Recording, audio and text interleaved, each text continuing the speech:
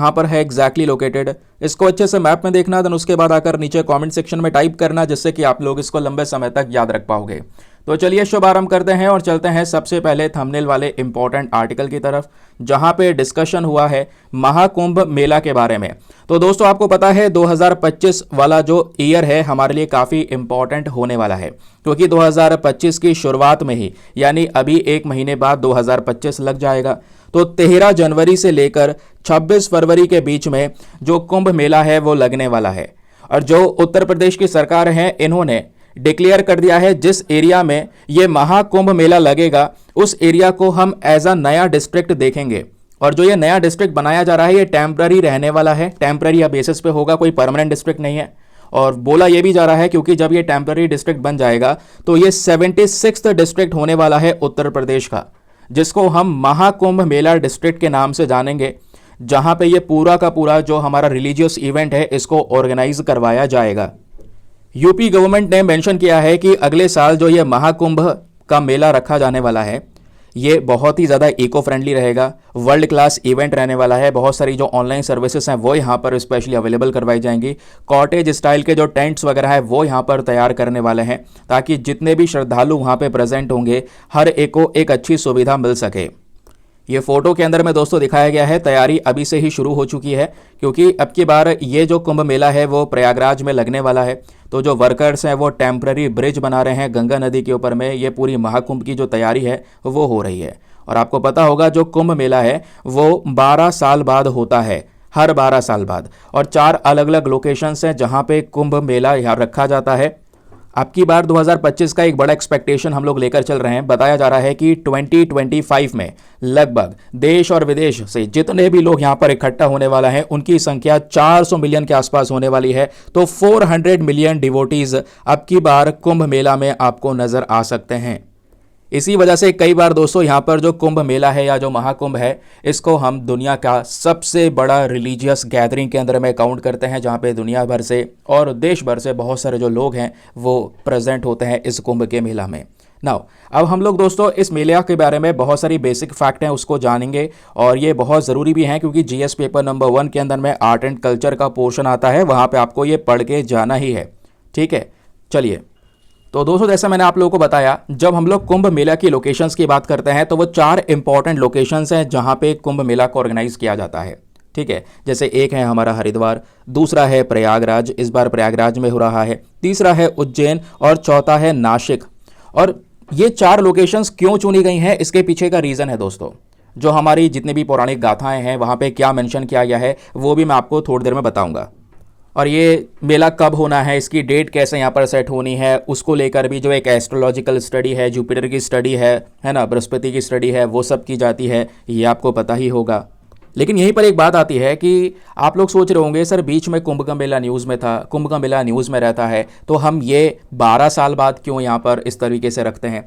सुनिए, जब हम लोग बात करते हैं कुंभ मेला के बारे में तो 3 प्रकार के इस तरीके से मेला को ऑर्गेनाइज किया जाता है। एक तो आपका कुंभ मेला हो गया, ठीक है, दूसरा यहाँ पे होता है महाकुंभ, और तीसरा होता है अर्धकुंभ। तीनों के बारे में आपको पता होना चाहिए। जब हम लोग बात करते हैं कुंभ मेला के बारे में तो हर 12 साल में इस कुंभ मेला को ऑर्गेनाइज किया जाता है इन 4 लोकेशंस में, जो 4 लोकेशंस मैंने अभी आपको बताई। और जो महाकुंभ वाला मेला होता है ये 12 कुंभ मेला के बाद आता है। ठीक है, जैसे नॉर्मल कुंभ मेला 12 साल बाद हो रहा है, लेकिन जो महाकुंभ होता है ये 12 कुंभ मेला के बाद में आता है। अब ये 12 कुंभ मेला कैसे हो गए, यानी कि 12 कुंभ मेला निकालने होंगे, 12 × 12 कर दो तो यानी कि 144 हो जाएगा।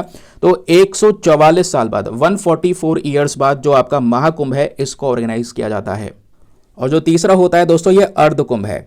ये अर्धकुंभ हर 6 साल बाद होता है, यानी कि जो हमारा ये कुंभ मेला होता है ये 12 साल में बाद है ना। तो इसी के बीच में दोस्तों एक जो मेला लगता है वो होता है अर्धकुंभ। इन तीनों को यहाँ पे इस तरीके से अलग अलग फ्रीक्वेंसी के बेसिस पर देखा जाता है। तो कुंभ मेला 12 साल बाद, महाकुंभ हर 144 साल बाद, और जो अर्धकुंभ है वो हर 6 साल में ऑर्गेनाइज होता है। लेकिन जो अर्धकुंभ वाला मेला आपको देखने को मिलेगा ये प्रयागराज और हरिद्वार में लगता है, इसको यहाँ पे ऑर्गेनाइज किया जाता है। ठीक है, और सबसे इंपॉर्टेंट बात दोस्तों, कुंभ मेला आज यूनेस्को के इंटेंजिबल कल्चरल हेरिटेज वाली लिस्ट में कवर किया गया है। यूनेस्को की साइट से यहाँ पर इसको एक इंपॉर्टेंट लिस्ट में कवर किया हुआ है। ठीक है, ये एक ऐसा फेस्टिवल है जहाँ पे दुनिया भर से लोग प्रेजेंट होते हैं, जैसे मैंने आपको बताया। अब क्वेश्चन है कि एक्चुअली में कुंभ मेला में होता क्या है, ज़रा ये सुनिए। और इसको सुनने के लिए पहले ये जानिए, जो कुंभ मेला हमारे होते हैं, जैसे हरिद्वार में गंगा नदी के किनारे लगता है ना, और उसके बाद यहाँ पे प्रयागराज में जो त्रिवेणी संगम है यहाँ पे रखा जाता है, उज्जैन में शिप्रा नदी के किनारे, और गोदावरी नदी के किनारे नासिक में। तो ये 4 लोकेशंस हैं और चारों लोकेशंस में यहाँ पे रिवर का एक बहुत इंपॉर्टेंट रोल है। ये चारों पवित्र नदियों के किनारे ही हमारा जो ये कुंभ मेला है इसको ऑर्गेनाइज किया जाता है, ताकि लोग इन पवित्र नदियों के अंदर में स्नान कर सकें। तो इस मेले में अगर आप देख पाएंगे, जो मिलियंस डिवोटीज हैं वो साथ में इकट्ठे होते हैं और इन नदियों में स्नान करते हैं, ताकि अपने आप को वो पवित्र कर सकें, जो पाप हैं उनको धुल सकें। स्पेशली यहाँ पर ये माना जाता है।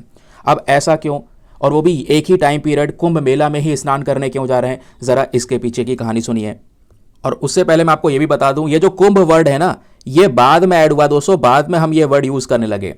नहीं तो फिर अगर हम अपने जितने भी ओल्ड स्क्रिप्चर्स हैं उनको देखें, ऋग्वेद, यजुर्वेद, सामवेद, है ना, अथर्ववेद को अगर देखा जाए, तो यहाँ पर भी इस प्रकार के स्नान के बारे में मेंशन किया गया है। ठीक है, या तो प्रयाग स्नान मेंशन किया गया है, या वहाँ पे माघ मेला के बारे में बताया गया है। ये कुंभ मेला वर्ड डिफाइन नहीं है। ठीक है, बाद में ही दोस्तों यहाँ पर ये माघ मेला कुंभ मेला के नाम से जाना जाने लगा। अब जैसा कि मैं आप लोगों को यहाँ पर यह बता रहा था कि जो ये कुंभ के मेला का सेलिब्रेशन है हर 12 साल में हो रहा है। ठीक है, और उसके बाद हम लोग ये देख पाते हैं कि ये केवल 4 नदियाँ ही, ये 4 इंपॉर्टेंट लोकेशन ही क्यों चुने गए, या फिर ये 4 नदियाँ ही क्यों चुनी गई हैं, ज़रा ये सुनिए।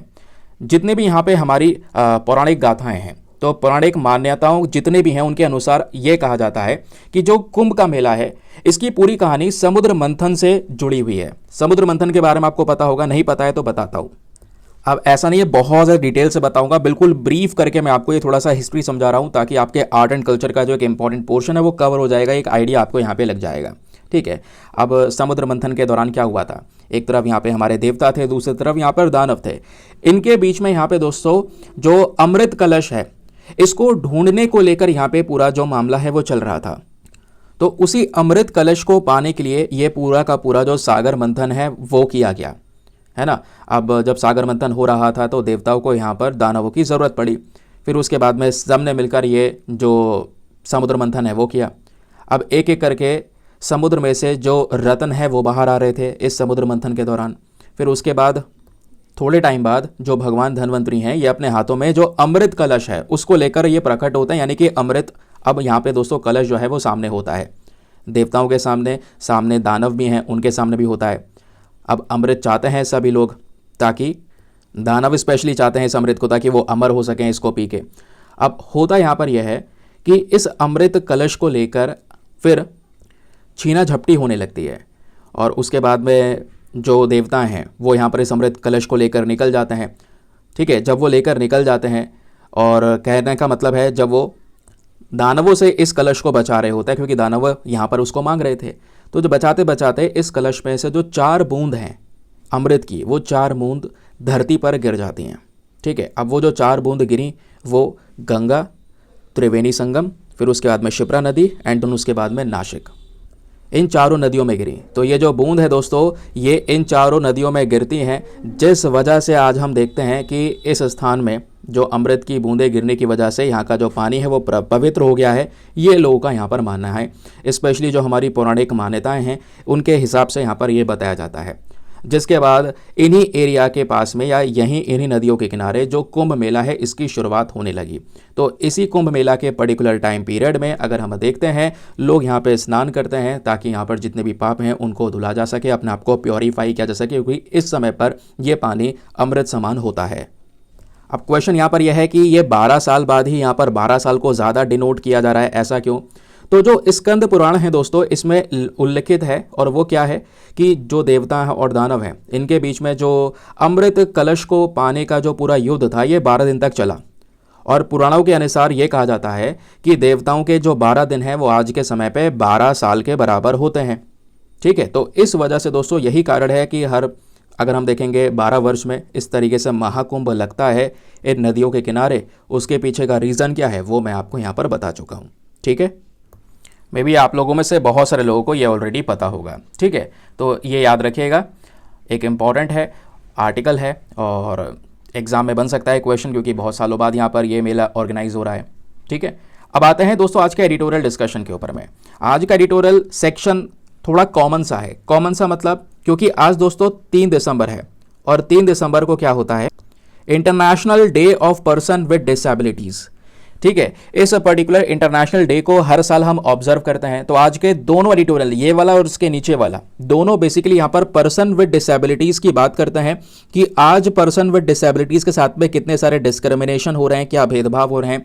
उस भेदभाव से लड़ने के लिए गवर्नमेंट ने कुछ इंपॉर्टेंट स्टेप उठाए हैं, लेकिन उस स्टेप के अंदर में बहुत सारी खामियां हैं। उन खामियों से कैसे लड़ा जा सकता है, कैसे यहाँ पे जो पर्सन विद डिसेबिलिटीज है इनके हक की बात की जा सकती है, वो यहाँ पे राइटर ने डिस्कस किया है। एक एक करके हर एक बात मैं आपको बहुत ही सरल तरीके से समझाने वाला हूँ।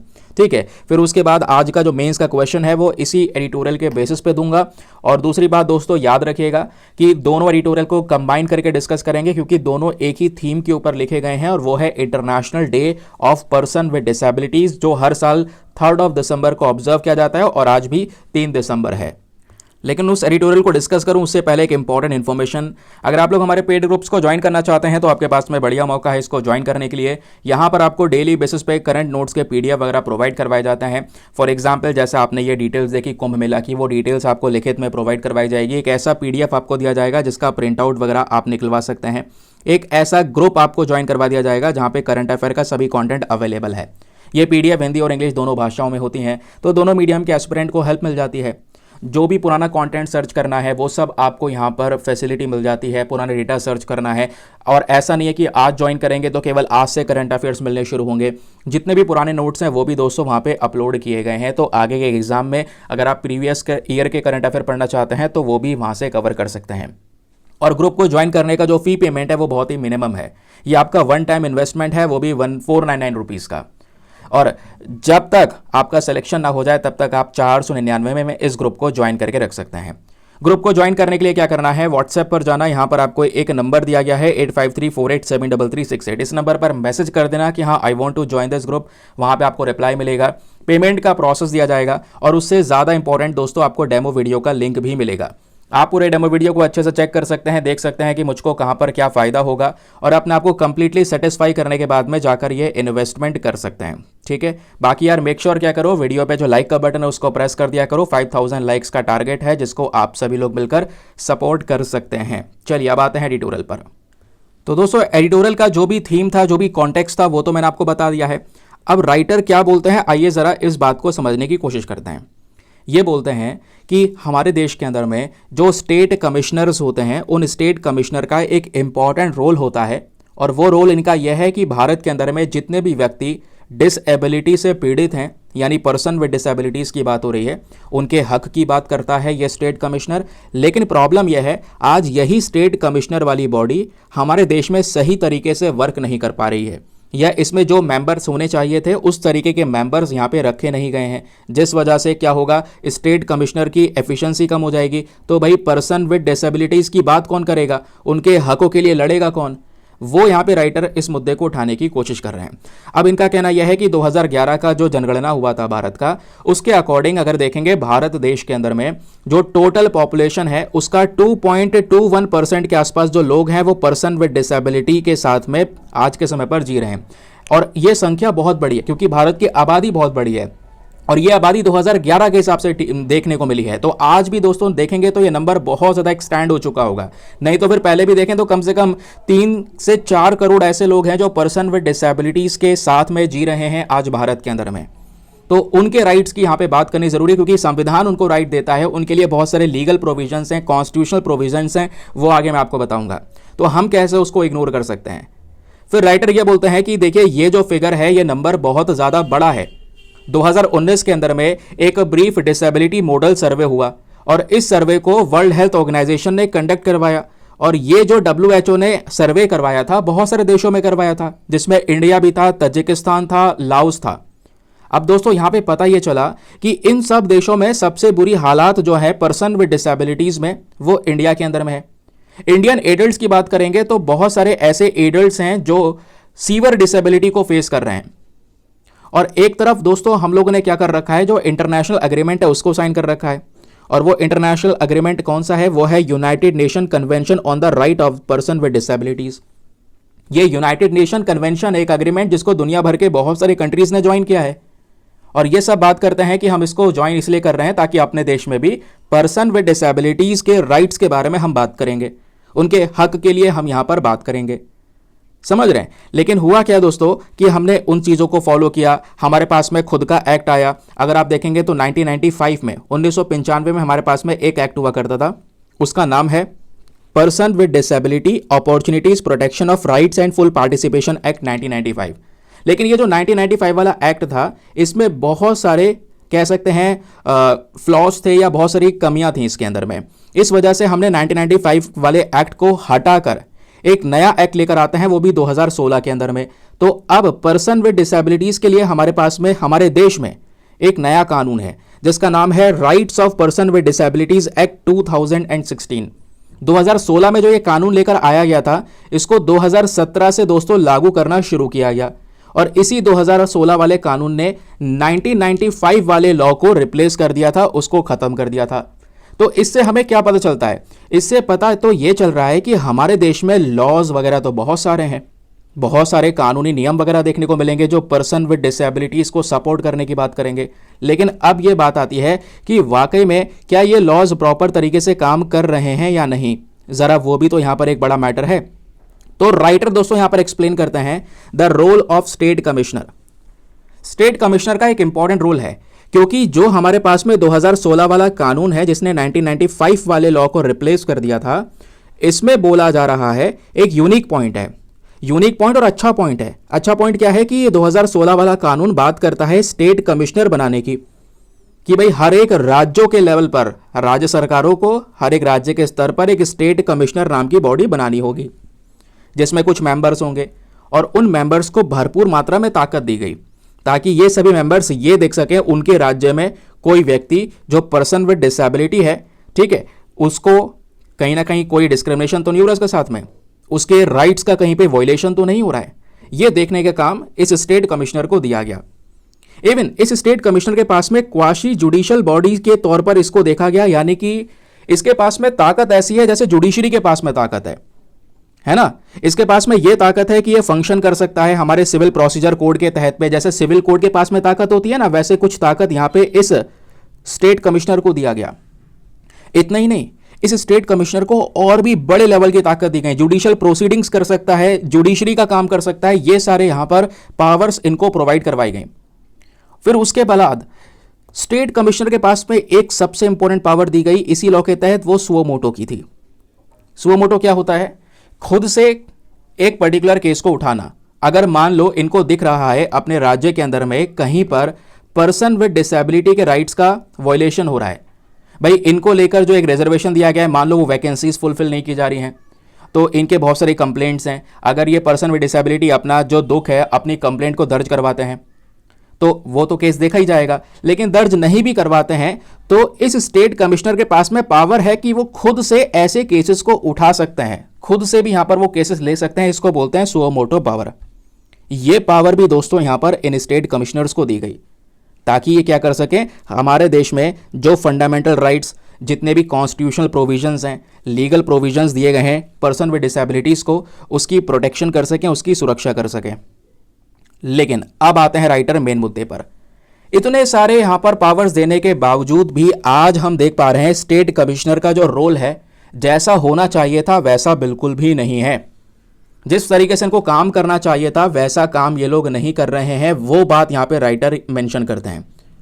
इनका कहना यहां पर यह है कि जितने भी आप देख पाएंगे बहुत सारे प्रोग्रेसिव स्टेट्स हैं, ठीक है, जहां पे अच्छी तरीके से इसको इंप्लीमेंट किया गया, लेकिन कुछ राज्य ऐसे हैं जहां पे इसको इंप्लीमेंट करने में बहुत सारी खामियां हैं। खामियां क्या हैं? यहां पे आप देख पाएंगे एक लेटेस्ट रिपोर्ट है 2021-22 की, और यहां पे बोला यह जा रहा है कि जो स्टेट कमिश्नर्स होते हैं इसके अंदर में जो मेंबर्स को अपॉइंट किया जाएगा उस मेंबर को अच्छी खासी नॉलेज होनी चाहिए ह्यूमन राइट्स की, लॉ की, एजुकेशन की, सोशल वर्क की, वो व्यक्ति एनजीओ से जुड़ा हुआ हो, पर्सन विद डिसेबिलिटीज के लिए पहले काम कर चुका हो, तो ऐसा ही व्यक्ति यहां पर चीजों को समझ पाएगा। तो उसको हमें कमिश्नर बनाना चाहिए था, लेकिन हमने क्या किया, इस स्टेट कमिश्नर नाम की बॉडी के अंदर में सिविल सर्वेंट्स को रख दिया। अब सिविल सर्वेंट्स को रख देना दोस्तों कहीं ना कहीं यहां पर यह प्रॉब्लमेटिक हो गया। हमने कुछ ऐसे मेंबर्स को उसमें अपॉइंट कर लिया जो इस कैटेगरी से बिलोंग ही नहीं करते, उसको इस तरीके का एक्सपीरियंस या नॉलेज है ही नहीं, तो वो कैसे यहां पर इस स्टेट कमिश्नर को रन कर पाएंगे? वो कैसे यहां पर वो दुख या वो जो कंप्लेंट है पर्सन विद डिसेबिलिटीज की उसको हैंडल कर पाएंगे? तो राइटर बोलते हैं पहली चीज तो ये गलत तरीके से अपॉइंटमेंट करना, यानी गलत लोगों का अपॉइंटमेंट करना, ये एक बड़ी मिस्टेक है। दूसरा इन्होंने यहां पे ये बोला कुछ स्टेट्स के अंदर में इन चीजों को सही किया जा रहा है। स्टेट गवर्नमेंट को एक काम और करना चाहिए। राइटर ने यहां पे सजेशन भी दिया है हाथों हाथ। सजेशन यह है कुछ इंपॉर्टेंट जो क्वालिफाइड वेमेन्स है आप उनको तो अपॉइंट कर सकते हैं इन कमिश्नर के अंदर में, बट हम लोग वेमेन को अपॉइंट नहीं कर रहे। अगर वेमेन का अपॉइंटमेंट हो जाएगा जो क्वालिफाइड हैं, जो इस पर्टिकुलर फील्ड में काम कर चुके हैं, तो वो एक अच्छा डिसीजन बना सकेंगी। क्योंकि पर्सन विद डिसेबिलिटी में दोस्तों वेमेन भी हैं, मेन भी हैं, है ना। तो उनके साथ में जो डिस्क्रिमिनेशन भेदभाव हो रहा है, स्पेशली जो person with disability women girls हैं उनके साथ में जो भेदभाव है उसकी बात उठा सकेंगी महिलाएं यहाँ पर, जो आज नहीं उठाई जाती हैं, वो यहाँ पे राइटर का कहना है। फिर ये क्या बोलते हैं, जो स्टेट कमिश्नर है दोस्तों इनका एक इंपॉर्टेंट रोल आता है। सुओ मोटो की पावर आती है, जैसे मैं आपको बता चुका हूं सुओ मोटो की पावर क्या होती है। ये वापस इन्होंने यहां पर मेंशन किया पॉइंट। अब क्या होता है, ये सुओ मोटो की पावर होने के बावजूद भी ये स्टेट कमिश्नर्स ने कोई सा भी मैटर पिछले कुछ समय पर खुद से नहीं उठाया है, जबकि बहुत सारे हमारे पास में समस्याएं ऐसे देखने को मिली जहां पे इन पर्सन विद डिसेबिलिटी के साथ में डिस्क्रिमिनेशनरी प्रैक्टिस को अपनाया गया, है ना। इनके राइट्स के वायलेशन हमने देखे हैं, लेकिन उसके बावजूद भी खुद से डिसीजन नहीं लिया गया स्टेट कमिश्नर के माध्यम से। तो ये स्टेट कमिश्नर की जो बॉडी हमने बनाई है वो फिर किस लिए है? हमने तो इमीडिएट एक्शन लिया जाए उसके लिए बनाया था ना, लेकिन आज वो उस तरीके से काम नहीं कर पा रही है क्योंकि उसमें उस तरीके के मेंबर्स ही नहीं है जिसको अपॉइंट करना चाहिए था। तो इसका जो एफिशिएंट तरीका है काम करने का वो यहां पे खत्म सा हो जाता है। फिर राइटर बोलते हैं कि भाई यहां पर हम एग्जाम्पल सेट कर सकते हैं कर्नाटका के अंदर में आज के समय पर स्टेट कमिश्नर को सही तरीके से उपयोग किया जा रहा है। तो वहां से एक एग्जाम्पल लेकर हमारे भारत के बाकी सारे राज्यों में भी इसको इंप्लीमेंट किया जा सकता है। तो जो यहां पर स्टेट गवर्नमेंट या office of the chief commissioner for disability है, हम कर्नाटका की बात कर रहे हैं, तो यहां के स्टेट कमिश्नर को भी ऐसी ही पावर दी है जैसे बाकी सब स्टेट कमिश्नर्स के पास में है। लेकिन कर्नाटका के अंदर में इन्होंने लॉ स्कूल्स के साथ में, लीगल एक्सपर्ट्स के साथ में कोलैबोरेशन किया बहुत अच्छे से। और ऐसे यहां पे कर्नाटका हो गया या दिल्ली हो गया, इन्होंने एक अच्छा कॉन्फिडेंस को बूस्ट किया है दोस्तों पर्सन विद डिसेबिलिटी में, क्योंकि पर्सन विद डिसेबिलिटी को ताकत दी गई कि भाई ये अपनी कोई भी कंप्लेंट है उसको रजिस्टर करें। तो जैसे ही रजिस्टर करेंगे तुरंत यहां पर एक्शन लिया जाएगा, जैसा कि हो रहा है कर्नाटका दिल्ली के अंदर में। ये राइटर का कहना है कि भाई तुरंत यहां पे कंप्लेंट आएगी और हाथों हाथ यहां पर एक्शन लेना शुरू किया गया, जिससे यहां पर उनके राइट्स को वॉयलेट ही नहीं होने दिया। वॉयलेट होते उससे पहले उनको जस्टिस दिला दिया गया। तो ये कदम हमें यहां पे उठाना चाहिए। इंपॉर्टेंट बॉडीज के साथ में कोलैबोरेट करके काम करना चाहिए। आज वहां पे एक वेबसाइट बना रखी है, उस वेबसाइट में यहां पे ये दिखा रखा है कि नंबर ऑफ केसेस कितने आ रहे हैं, कितने केसेस को रिजॉल्व किया जा रहा है, कितने केसेस पेंडिंग पड़े हैं। ऐसे हमें पूरे देश के स्तर पे लेकर आना होगा ताकि स्टेट कमिश्नर्स की एफिशिएंसी को चेक किया जा सके कि वो कैसे काम कर रहे हैं, क्योंकि तब पता चल जाएगा कैसे केसेस आ रहे हैं, कितने केसेस को हैंडल किया जा रहा है, कितने पेंडिंग पड़े हैं। अभी आपके पास में ये डेटा नहीं है तो आप सोच रहे हैं ये पर्टिकुलर बॉडी जो हमने बनाई है वो सही तरीके से काम कर रही है। नहीं, ऐसा नहीं होगा। हमें यहाँ पर ऐसी चीज़ें बनानी होंगी जहाँ पे एनुअल रिपोर्ट तैयार की जाएगी, स्पेशल रिपोर्ट तैयार की जाएगी, गवर्नमेंट को भेजी जाएगी, रिकमेंडेशंस आएंगे गवर्नमेंट के पास में, तब जाके यहाँ पे पर्सन विद डिसेबिलिटी को प्रॉपर जस्टिस मिलेगा। ठीक है। या कोई लोग बहुत दूर हैं, रिमोट एरिया से बिलोंग कर रहे हैं, नहीं आ पा रहे हैं शहर में, तो उनके लिए मोबाइल कोर्ट्स को अरेंज करने की बात करनी चाहिए, और ये ऑलरेडी कर्नाटका का कमिश्नर ऑफिस कर चुका है। मोबाइल कोर्ट्स यानी कि इस तरीके से ऐसे कोर्ट्स हैं, मोबाइल अदालत आपको देखने को मिल जाएंगे, है ना, जो स्पेशली ये फैसिलिटी रिमोट एरियाज़ में प्रोवाइड करवा सकते हैं, ऐसा बोला जा रहा है। ऐसे एरियाज़ में जो गांव वाले क्षेत्र हैं या ऐसे क्षेत्र जहाँ पे प्रॉपर तरीके से कोई फैसिलिटी नहीं है, वहाँ पे हम इस चीज़ को ऑर्गेनाइज कर सकते हैं। तो ये जो rights of person with disability act हमारे पास में तैयार किया गया, इससे स्टेट कमिश्नर की पावर मिली। अब इनका जो काम था वो काम अच्छी तरीके से कर नहीं पा रहे हैं, तो आज हमारे पास में प्रॉब्लम्स सामने ही हैं कि भाई दिक्कतें कहाँ पे है, तो तुरंत हमें एक्शन लेने की रिक्वायरमेंट है। और जो सबसे इंपॉर्टेंट फंक्शन आता है स्टेट कमिश्नर का, वो क्या है? वो ये है कि जितने भी डिसेबिलिटी राइट्स की बात होती है इसके फील्ड में रिसर्च को प्रमोट करना। लेकिन आज हम लोग उस रिसर्च के ऊपर भी स्पेशल कुछ काम कर नहीं रहे या स्पेशल फोकस नहीं कर रहे। तो हमें यहां पर कुछ इंपॉर्टेंट इंक्लूसिव पॉलिसीज की आवश्यकता होगी, यानी स्टेट गवर्नमेंट, सेंट्रल गवर्नमेंट दोनों को साथ में कोलैबोरेट करना होगा और साथ में मिलकर यहाँ पे काम करना होगा और हमें समझना होगा कि आज पर्सन विद डिसेबिलिटी किस प्रकार की प्रॉब्लम फेस कर रहे हैं। ठीक है, तो वो यहाँ पे राइटर ने एक्सप्लेन किया। स्टेट कमिश्नर की जो खामियां हैं वो समझाई हैं। तो ध्यान में रखेगा स्टेट कमिश्नर क्या है, किस तरीके से काम करता है, कौन से लॉ के माध्यम से स्टेट कमिश्नर का कॉन्सेप्ट हमारे पास में आया हुआ है। क्लियर हो गया, मजा आ गया।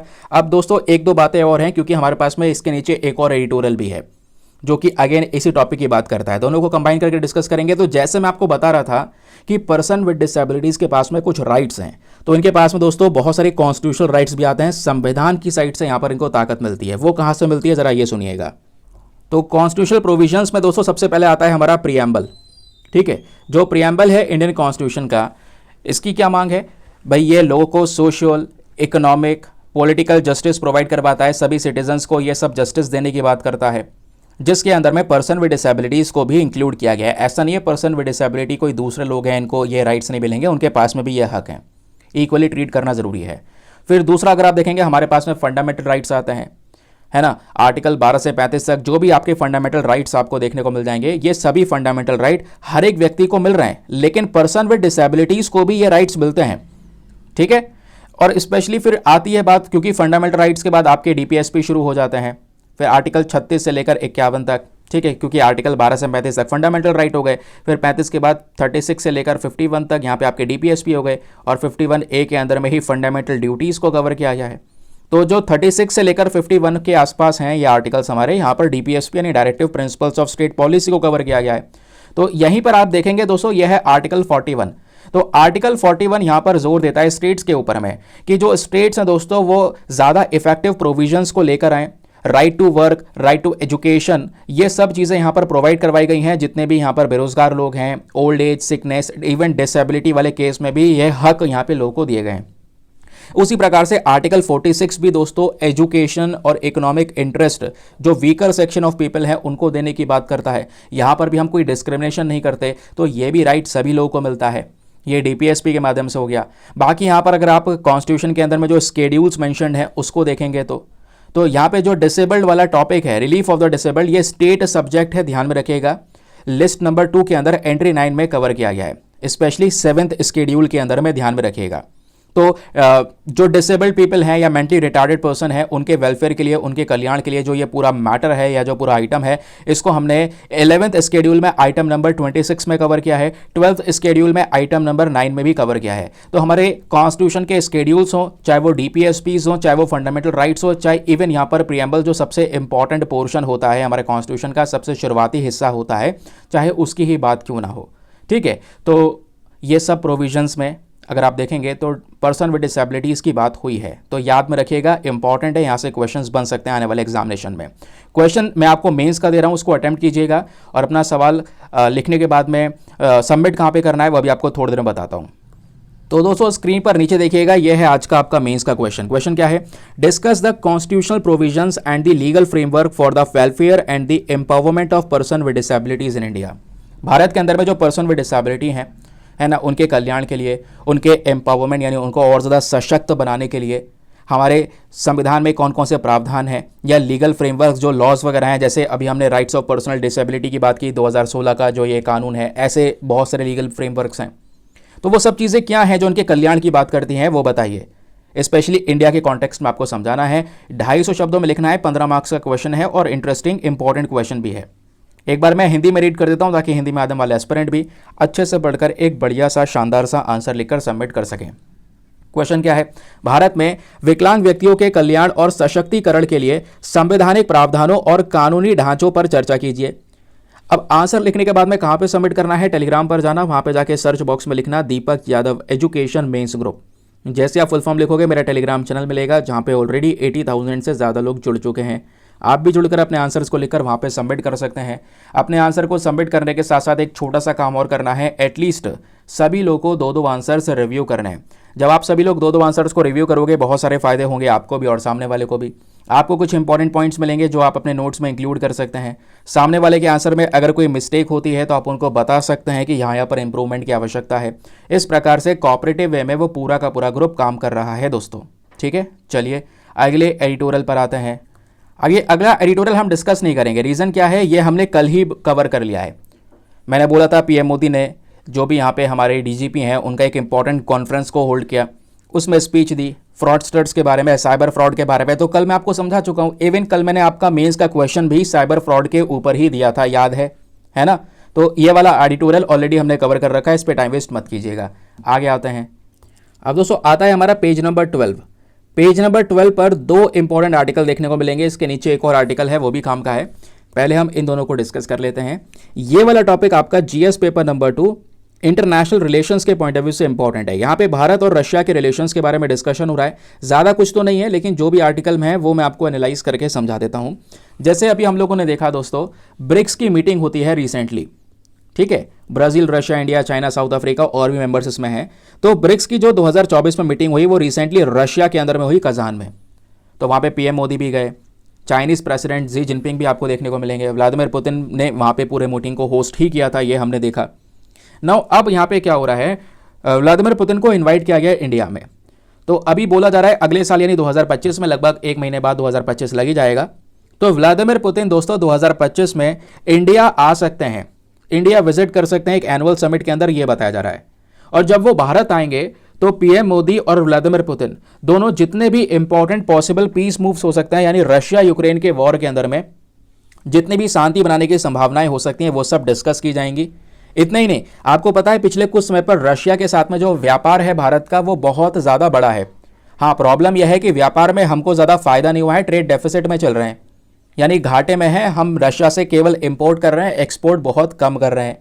और मोस्ट इंपॉर्टेंटली एक फ़ायदा भी हुआ है। फ़ायदा यह हुआ है कि जो हम कच्चा तेल पहले अरब नेशंस या दूसरे और कंट्री से मंगाते थे वो वाला दोस्तों प्रोसेस हमने चेंज कर दिया, क्योंकि इस पूरे वॉर के सिनेरियो में रशिया ने हमको डिस्काउंट में कच्चा तेल प्रोवाइड करवाया। तो रशिया से हमने बहुत सारा क्रूड ऑयल परचेज किया है, और इस क्रूड ऑयल को परचेज करते करते आज रशिया के ऊपर डिपेंडेंसी कच्चे तेल को लेकर थोड़ी सी बड़ी है। तो उसको लेकर भी आगे डिस्कस किया जाएगा 2030 में। 2030 तक के लिए भारत और रशिया का व्यापार का या जो इकोनॉमिक रोड मैप है वो किस तरीके से होगा, कैसे व्यापार करेंगे, वो भी सब चीज़ें डिस्कस की जाएंगी जब व्लादिमीर पुतिन भारत में प्रेजेंट होंगे, ठीक है। वो चीज़ यहाँ पे एक्सप्लेन की गई है, अदरवाइज कुछ भी इसके अलावा खास नहीं है। क्योंकि अगर हम देखेंगे तो ये जो मीटिंग है व्लादिमीर पुतिन की, ये खास भी होगी, क्योंकि 2022 का महीना था, 2022 वाला साल था, फरवरी का महीना था, तब से व्लादिमीर पुतिन भारत नहीं आए हैं, जब से यहाँ पे रशिया ने यूक्रेन को इन्वेड किया है 2022 में। 2022, 23, नाउ 24 निकल चुका है, इतने साल हो चुके हैं इस पूरे वॉर को। नाउ अब यहाँ पे दोस्तों इस पूरे वॉर के समय पर व्लादिमीर पुतिन पहली बार यहाँ पर इंडिया आने वाले हैं, ऐसा बोला जा रहा है। मतलब इस वॉर के बाद की बात कर रहा हूँ, उससे पहले तो कई बार इंडिया वो ऑलरेडी आ चुके हैं। तो इंडिया ने यहाँ पर इनवाइट किया है, डिस्कशंस होंगे बहुत सारे। और जैसे मैंने आपको बताया 2024 में पीएम मोदी उन कुछ लीडर्स में से वो लीडर बनकर आए जो कि रिसेंटली रशिया के विजिट पर गए। पीएम मोदी रशिया भी जा चुके हैं, यूक्रेन भी जा चुके हैं। तो भारत की फॉरेन पॉलिसी में एक बड़ा चेंज था, जहां पर पीएम मोदी एक ही बार में, मतलब आप देखो दो कंट्रीज के बीच में वॉर चल रहा है, एक तरफ यूक्रेन है और रशिया है।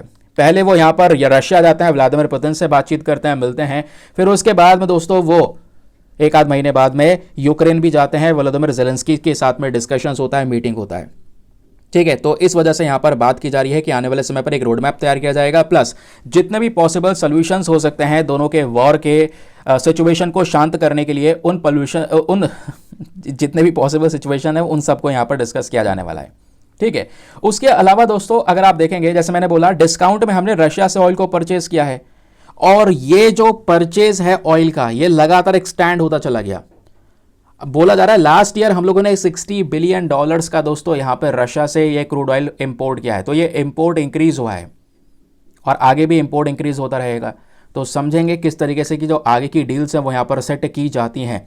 बाकी अगर आप देखेंगे तो रिसेंट समय पर कुछ इंपॉर्टेंट जो रास्ते हैं वो खोले गए हैं। चेन्नई से व्लादिवोस्तोक तक जो पूरा मैरीटाइम रूट है वो यहाँ पर ओपन किया जा रहा है, जहाँ पे भारत और रशिया के साथ में व्यापार हो सकेगा बहुत अच्छी तरीके से। जब हम लोग बात करते हैं व्यापार की, तो आज जो हमें समय लगता है व्यापार में, इतना समय नहीं लगे करेगा जब चेन्नई से सीधा व्लादिवोस्तोक तक हम एंट्री करेंगे। तो हमारा टारगेट है कि 2030 तक ये जो लीडर्स हैं इनके बीच में जो व्यापार है वो डबल हो जाए और $100 बिलियन के यहाँ पे टारगेट को पूरी तरह से वो अचीव कर सके। तो $100 बिलियन तक व्यापार ले जाने की यहाँ पर बातचीत हो रही है, ठीक है, क्लियर हो गया। अब इस आर्टिकल में कुछ ऐसा चीज़ नहीं है जो आपको नोट डाउन करना है। जब व्लादिमीर पुतिन आ जाएंगे, कुछ एग्रीमेंट्स वगैरह होंगे भारत रशिया में, तब नोट डाउन करने वाली इन्फॉर्मेशन आपके पास में होगी। अभी के केवल अपडेट रखो अपने आप को कि हाँ ऐसा कुछ होने वाला है। अब उसके बाद दोस्तों यहाँ पर एक इंपॉर्टेंट आर्टिकल ये आता है, इसमें कुछ इंपॉर्टेंट चीज़ें नोट डाउन करने की है, नोट बनाने की है। वो है आपका प्रगति स्कीम। हुआ क्या है, जो ऑक्सफोर्ड की स्टडी है उन्होंने भारत के इस प्रगति सिस्टम की तारीफ की है भर भर के, कि भारत का प्रगति सिस्टम किस तरीके से इंडिया के अंदर में फास्ट ट्रैकिंग प्रोजेक्ट्स को बढ़ावा दे रहा है। इंडिया में प्रोजेक्ट्स बढ़ रहे हैं, प्रोजेक्ट्स की प्रॉपर मॉनिटरिंग हो रही है, और वो उसके पीछे का यहाँ पर प्रगति सिस्टम या जो स्कीम है इसका एक इंपॉर्टेंट रोल है। तो वैसे मैं आपको बताऊं, प्रगति सिस्टम 2015 में पीएम मोदी की साइड से लॉन्च किया गया था। एक इंफ्रास्ट्रक्चर मॉनिटरिंग सिस्टम है जहां पे देश में जितने भी इंफ्रास्ट्रक्चर्स हैं उन पर निगरानी रखने के लिए, उनको मॉनिटर करने के लिए यहां पर इस स्कीम को लेकर आया गया, ताकि भारत के अंदर में नए नए प्रोजेक्ट्स लगाए जा सके। जिसके बाद दोस्तों 340 प्रोजेक्ट्स नए नए बढ़ते हुए नजर आए, ऐसा यहाँ पे बोला जा रहा है, जिससे हमारे देश के अंदर में एक इकोनॉमिक ट्रांसफॉर्मेशन होगा, इंफ्रास्ट्रक्चर डेवलपमेंट होगा। तो फिर उसके बाद इस स्टडी ने यह भी मेंशन किया है कि अगर हम जब प्रोजेक्ट्स को बहुत ज़्यादा क्लोज मॉनिटर कर रहे होते हैं, है ना, उसके अंदर में जो खामियां हैं उसको सुधार कर रहे होते हैं, तो ढेर सारे डेवलपमेंट्स भी होते हैं, और वही काम प्रगति सिस्टम ने किया है। अब जो ये वर्ड है ना प्रगति, इसकी अपने आप में दोस्तों एक फुल फॉर्म है, याद रखिएगा। फुल फॉर्म क्या है? Proactive governance and timely implementation of projects. जो प्रोजेक्ट यहां पर अनाउंस करे गए हैं उसको टाइम पे इंप्लीमेंट किया जा सके, लागू किया जा सके, उसके ऊपर मॉनिटरिंग किया जा सके, ये यहां पर मेन पर्पज है। और इसी प्रगति सिस्टम में एक नया प्लेटफॉर्म तैयार किया गया। इस प्लेटफॉर्म के अंदर में दोस्तों एक ऐसा माइंडसेट तैयार किया गया जहां पर सेंट्रल गवर्नमेंट और स्टेट गवर्नमेंट दोनों को एक सिंगल प्लेटफॉर्म पर जोड़ने की बात की गई, कि स्टेट गवर्नमेंट सेंट्रल गवर्नमेंट दोनों मिलकर कोलैबोरेटिवली वर्क करने वाले हैं, और दोनों का मेन पर्पस यही होगा कि इंफ्रास्ट्रक्चर डेवलपमेंट में जो भी सरकार को चुनौतियां फेस करने को मिलती हैं, चुनौतियों में जैसे भाई जमीन नहीं मिल पाती, लैंड एक्विजिशन करना, तो यहां पर सेंट्रल स्टेट गवर्नमेंट मिलकर काम कर सकते हैं, क्योंकि किसी स्टेट में हम ये प्रोजेक्ट लगा रहे होंगे तो उसके साथ में कोलैबोरेशन करना जरूरी है। तो वो स्टेट गवर्नमेंट हेल्प करेगी सेंट्रल गवर्नमेंट को ये लैंड प्रोवाइड करवाने में, समझ रहे हैं। प्लस जो अलग अलग मंत्रालय हैं, मिनिस्ट्रीज हैं, उनके बीच में कॉपरेशन मेंटेन हो सकेगा, कोलैबोरेट करके आपस में वर्क कर सकेंगे, जिससे इंफ्रास्ट्रक्चर तेजी से बढ़ेगा। और अगर यहां पर ये तेजी से प्रोजेक्ट्स बढ़ेंगे, तेजी से यहां पर प्रोजेक्ट्स को ट्रैक किया जाएगा, तो इससे अच्छी सर्विसेज लोगों को मिलेंगी, रोड्स मिल पाएंगे, रेलवे, वाटर, इलेक्ट्रिसिटी, ये सब चीज़ें मिल पाएंगी। और ये जो रोड हैं, सड़कें हैं, रेलवेज है, वाटर है, इलेक्ट्रिसिटी है, ये एक इंसान के जीवन को इंप्रूव करती हैं। तो प्रगति कहीं ना कहीं जो मिलियंस ऑफ इंडियंस हैं उनके क्वालिटी ऑफ लाइफ को इंप्रूव करने के लिए यहाँ पर एक अच्छा साबित हो रहा है। तो इससे हम कहीं ना कहीं आज के समय पर देख पा रहे हैं, क्लाइमेट चेंज से भी लिंक किया जा रहा है कि हम ये जो प्रोजेक्ट है उसको ध्यान में रखें, क्लाइमेट चेंज के ऊपर में कोई असर ना पड़े, क्लाइमेट चेंज कोई ज़्यादा ना बढ़े, हम जो भी प्रोजेक्ट लगाएं उस पर एनवायरमेंट का ध्यान रखें। तो वो बात भी यहाँ पर ऑक्सफोर्ड की साइड से मेंशन की गई। बाकी इन्होंने यहाँ पर जो तारीफ की है प्रगति सिस्टम की, वो मैंने आपको यहाँ पर समझा दिया। भारत का एक बहुत बड़ा कमिटमेंट है कि हम अपने प्रोजेक्ट्स के मामले में एक बेहतर तरीके से उभर कर आएंगे। इसके आधार पर प्रगति सिस्टम शुरू किया गया। अब प्रगति के बारे में वैसे तो मैंने आपको बता दिया, लेकिन एग्जाम में दोस्तों यहीं से बहुत सारे क्वेश्चंस आप लोगों से बनेंगे, बहुत सारी डिटेल्स आप लोगों से पूछी जा सकती है रिगार्डिंग प्रगति सिस्टम। अब ये क्या क्या पता होना चाहिए, चलिए मैं एक बार फिर से, एक तो रिवीजन हो जाएगा आपका, दूसरा यहाँ पे थोड़ा तेजी से आपको बताने वाला हूँ, तो याद रखना उन वाले पॉइंट्स को जो आप बता रहा हूँ। तो स्कीम की फुल फॉर्म क्या है, जरा रिवाइज करो। फुल फॉर्म है proactive governance and timely implementation scheme. एक गवर्नमेंट प्रोग्राम है जिसका मेन पर्पस क्या है, गवर्नमेंट प्रोजेक्ट जितने भी हैं उसको सही तरीके से इंप्लीमेंट करना, उसके ऊपर निगरानी बना के रखना। यह है प्रगति प्लेटफॉर्म। इसको कब लॉन्च किया गया था? 2015 में लॉन्च किया गया था। और ध्यान रखिएगा 2015 में जब लॉन्च किया तो एक डिजिटल इंडिया प्रोग्राम के हिस्से के तौर पे हमने लॉन्च किया था। यह प्लेटफॉर्म कैसे काम करता है? इस प्लेटफॉर्म में prime minister plus government of India के सेक्रेटरीज, उसके अलावा chief secretary of the state यानी स्टेट गवर्नमेंट, उसके अलावा ये सब लोग साथ में आ जाते हैं इस प्लेटफॉर्म पे, जहां पे प्राइम मिनिस्टर डिस्कस करते हैं बहुत सारे इश्यूज़ को, अपडेट्स लेते हैं ग्राउंड लेवल पर क्या सिनेरियो चल रहा है रिगार्डिंग गवर्नमेंट प्रोजेक्ट्स। तो इसका मेन ऑब्जेक्टिव क्या है, जितने भी समस्याएं आती हैं प्रोजेक्ट को इंप्लीमेंट करने में किसी पर्टिकुलर स्टेट में, वहां पे दोनों सरकारें मिलकर सही से काम करें, अपने प्रोजेक्ट प्रोग्रेस को मॉनिटर करते रहें और एक अच्छा फैसिलिटी यहाँ पे लोगों को प्रोवाइड करवाएं ताकि लोगों की क्वालिटी ऑफ लाइफ इंप्रूव हो। ठीक, आगे आते हैं नेक्स्ट आर्टिकल पर। फिर दोस्तों पेज नंबर 13 के ऊपर बिजनेस पेज। सूरज का असली रंग क्या है? पीला। गलत जवाब। गूगल कर ले। सूरज का रंग क्या है? इस पेज पे आप देख पाएंगे दो इंपॉर्टेंट आर्टिकल्स हैं जो एग्जामिनेशन में आप लोगों से पूछे जा सकते हैं। अब इसमें ये ज़्यादा इंपॉर्टेंट नहीं है लेकिन ये ज़्यादा इंपॉर्टेंट है। यहाँ पे एक कॉन्सेप्ट है विंडफॉल टैक्स का, वो समझेंगे। लेकिन उससे पहले दोस्तों इस वाले आर्टिकल को आप एक बार देख सकते हैं। यहाँ पे क्या बात हो रही है, विंटर चिल के बारे में बात हो रही है। अब होता क्या एक्चुअली में, आप देख पाते हैं गर्मी आती हैं फिर सर्दी आती हैं, लेकिन यहाँ पे इलेक्ट्रिसिटी की जो डिमांड है, आप बिजली का सबसे ज़्यादा इस्तेमाल कब करते हो, गर्मी में इस्तेमाल करते हो कि गर्मी में इतने सारे अप्लायंसेस आपको चाहिए होते हैं, आपका फ्रिज इस्तेमाल हो रहा है, एसी इस्तेमाल हो रहा है, पंखा इस्तेमाल हो रहा है, बहुत सारी चीज़ें यूज़ हो रही हैं। लेकिन विंटर्स के अंदर में, सर्दियों के समय पर यही इलेक्ट्रिसिटी की डिमांड कम हो जाती है। और पिछले कुछ समय से हम ये देख पा रहे हैं, क्योंकि बांग्लादेश को जो बिजली मिलती है उसमें से मेजॉरिटी ऑफ पोर्शन दोस्तों अडानी पावर प्लांट से जाती है। ठीक है, गोडा के अंदर में जो पावर प्लांट अडानी ने लगा रखा है वहां से बिजली बेचते हैं हम बांग्लादेश को। लेकिन पिछले कुछ समय पर बांग्लादेश ने हमको वो पैसा नहीं चुकाया है जो बिजली उनको पिछले कुछ सालों में हमने प्रोवाइड करवाई है, वो हजारों करोड़ रुपए का पेमेंट है। तो धीरे धीरे करके वो पेमेंट प्रोवाइड करवा देंगे, ये बांग्लादेश ने रिसेंटली बोला है। लेकिन दोस्तों आज के समय पर अगर हम देखेंगे, अडानी ने ये पावर कट कर दिया है, बहुत कम कर दिया है। आज बांग्लादेश को हम बहुत कम पावर बेच रहे हैं। अब बांग्लादेश का भी रिस्पॉन्स आ चुका है। धीरे धीरे करके इंडिया बांग्लादेश के रिलेशंस खराब होते चले जा रहे हैं। रिसेंटली इस्कॉन वाला मैटर देखा। अब ये देखिए, बांग्लादेश खुद यहां पर अडानी से बोलता है कि इनको जो बिजली हम बेच रहे हैं, केवल आधी बिजली की आवश्यकता है इस विंटर के समय पर। ये केवल आधी बिजली लेंगे, पूरी बिजली नहीं लेंगे। अब ये कट डाउन कर रहे हैं इस बिजली को, क्योंकि जैसे मैंने आपको बताया विंटर्स के अंदर में जो रिक्वायरमेंट होता है इलेक्ट्रिसिटी का वो थोड़ा सा कम हो जाता है। तो मे बी या प्रोबेबली यहां पर वही एक कंडीशन आपको देखने को मिल जाती है। समझ रहे हैं? अब क्या है, आगे जो भी अपडेट्स आएंगे वो सामने के साथ में पता चलेंगे। अभी के लिए बस खाली इतना ध्यान में रखना।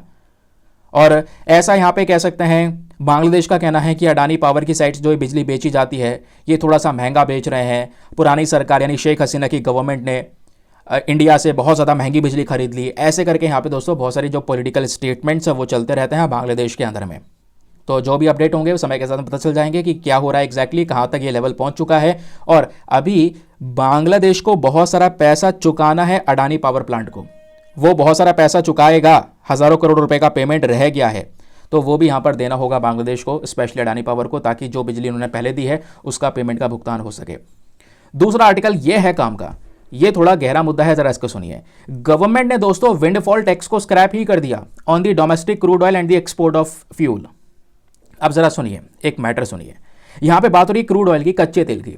कच्चे तेल को रिफाइन करके बनाते हैं पेट्रोल, उससे ही बनाते हैं बहुत सारे अदर आइटम्स, पेट्रोलियम प्रोडक्ट्स भी बहुत सारे बनते हैं। अब ऐसा नहीं है कि भारत बहुत सारा कच्चा तेल इंपोर्ट करता है, क्योंकि अगर आप देखेंगे तो हम लोग क्रूड ऑयल इंपोर्ट करते हैं। अभी हम रशिया से बात कर रहे थे, रशिया से बहुत सारा क्रूड ऑयल इंपोर्ट करते हैं, तो हम इंपोर्ट भी करते हैं। लेकिन इंडिया में भी थोड़े बहुत मात्रा में कच्चा तेल मिलता है, जिसको हम एक्सपोर्ट भी कर देते हैं। कुछ कंपनीज हैं इंडिया की वो एक्सपोर्ट भी कर देती हैं। समझ रहे हैं? तो अब जब इंपोर्ट एक्सपोर्ट होता है कच्चे तेल का, उसके जो प्राइसेस होते हैं वो इंटरनेशनल इवेंट्स के ऊपर में डिपेंड करते हैं।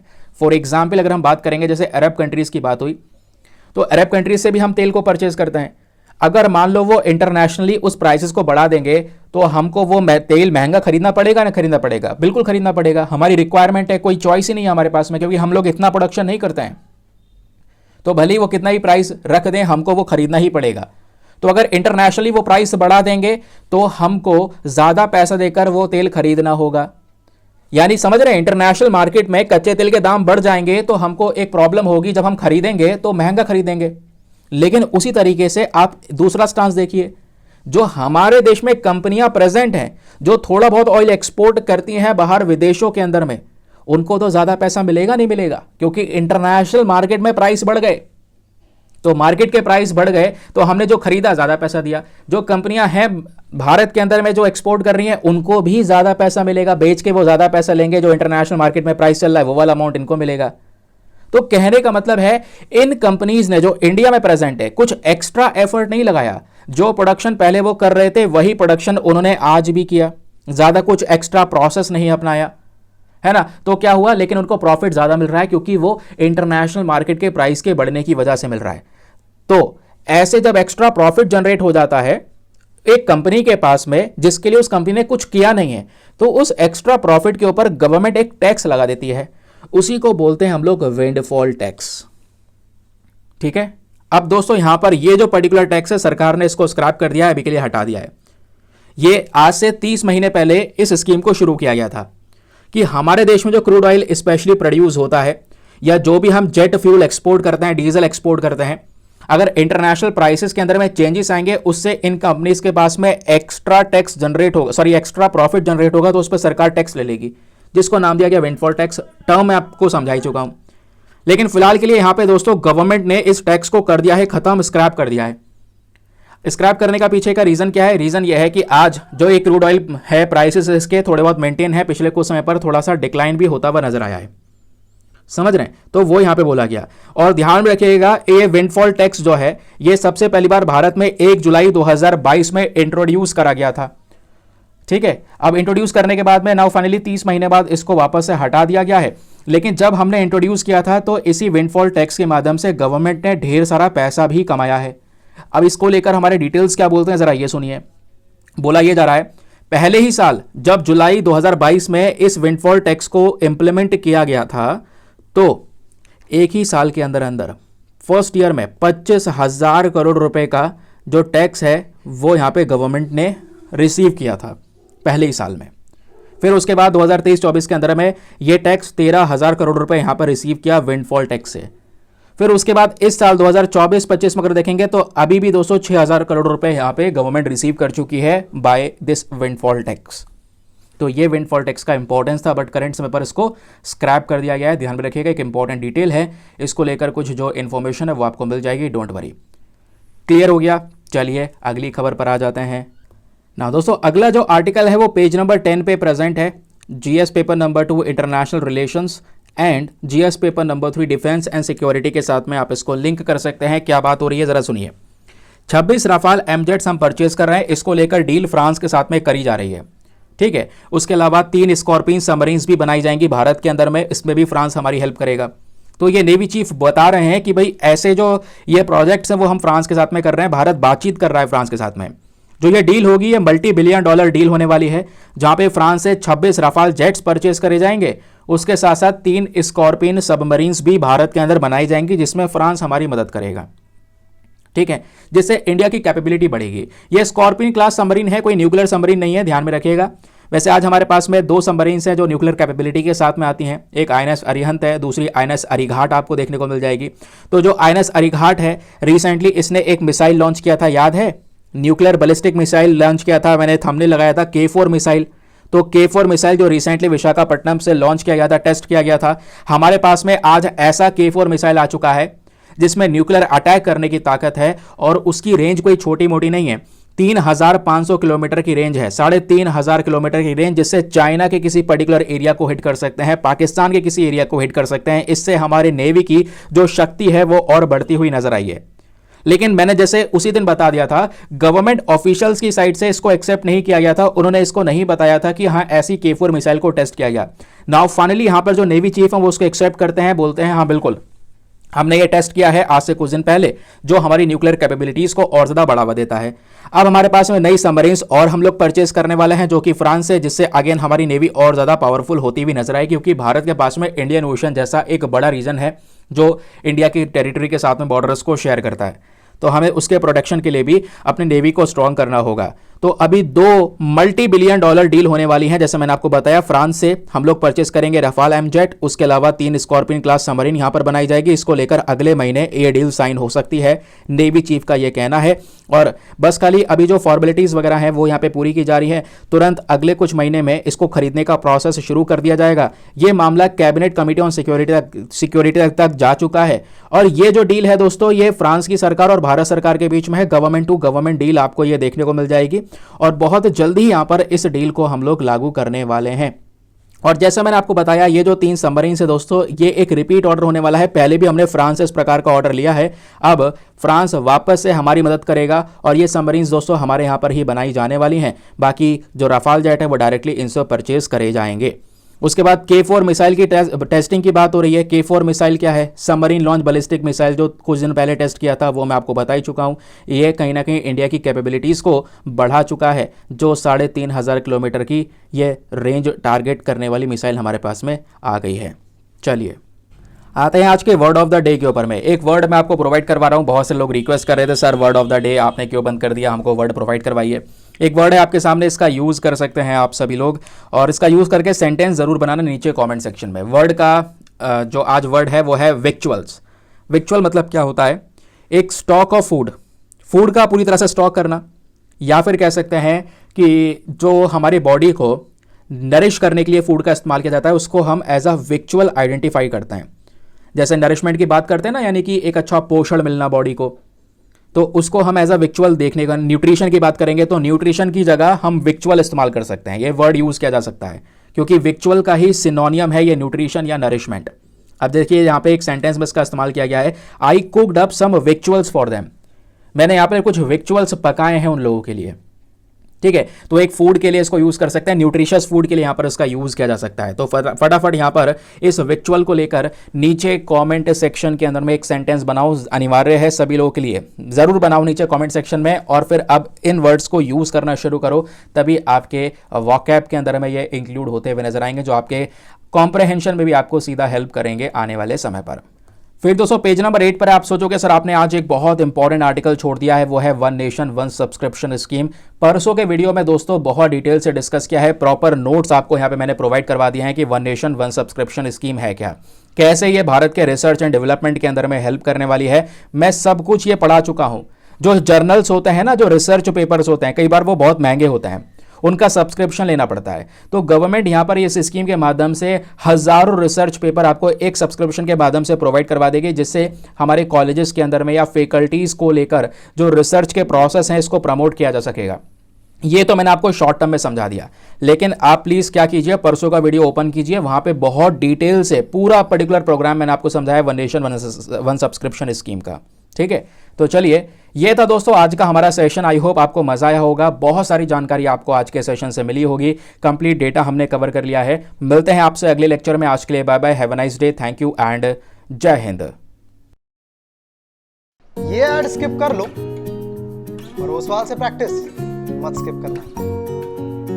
वो सवाल बुक्स लर्निंग मेड सिंपल।